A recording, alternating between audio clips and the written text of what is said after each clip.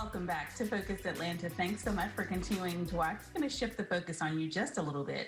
We're going to skip the conversation about kids' nutrition and talk about ours. What about a spring cleaning body detox for you?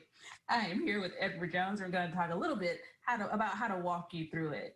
Edward, thanks so much for coming on the show. Thank you. I'm always excited to share this information. You know what? Whenever anybody says detox, it sounds like a hard thing. It sounds like it's going to be difficult.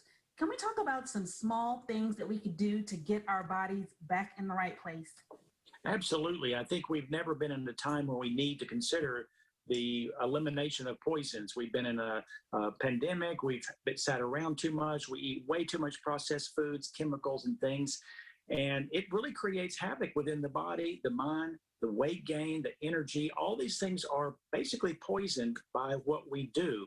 And just like your cell phone, you know how many times it'll get sluggish and slow and we have to reset it? Spring cleaning with detoxing the body is like resetting a cell phone. And I've been doing this for 42 years professionally and did it for many years before that. And I am convinced that we all have to do this at some point, either gradually during the year or pretty aggressively for maybe 4 weeks every 6 to 8 months. And yes, it's not that difficult. And I have many good ideas on how to help people do this, some of which is absolutely free. Excellent. All right, well, get us started. Take us through some baby steps that will help us to get on the right path so that we could really get rid of some of these toxins that we're putting in our body on a consistent basis. Absolutely. Well, one thing I must say first is the majority of all toxins locate themselves in the fatty cells of our body. They're not in the water-soluble places. What that means is they're locked in pretty tightly, and you have to do something to open the door for these to be eliminated. You know, people, and I certainly absolutely admire everyone who eats healthy, but eating healthy reduces the future chemicals of your body, but it actually doesn't get rid of what's in there. So we have to figure out mechanisms to open these doors and pathways to free up these chemicals. One is fasting. Intermittent fasting is absolutely the most amazing thing I've seen in 42 years. What that means is I eat about 8 to 9 hours during the whole 24-hour period, and the rest of the 24 hours, it's nothing but water and maybe black coffee. That alone will cleanse your body. Secondly is sweating in a dry heat sauna. And thirdly is using nutritional botanicals like I talk about on my podcast, theholisticnavigator.com. These become more aggressive and they really help push them out. Wow, you're right. That doesn't seem very difficult at all. We could all do a little intermittent fasting. I mean, that's a nice gradual way to get ourselves back into the right place. Now, after you've done that for a little while, what's the next step? What's the next thing that we should be thinking about doing to continue that cleansing process? Well, of course, not adding more poison to the bank account, really. And so, fried foods is number one. Colas is number two.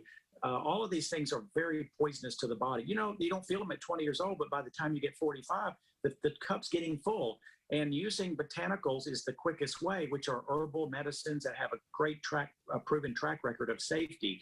And again, I've got 96 chapters on theholisticnavigator.com that speaks of every issue there is, from hair loss, energy, you name it, but how to let nature allow healing instead of maybe pharmaceuticals. But again, if you have medical conditions, check with your doctors.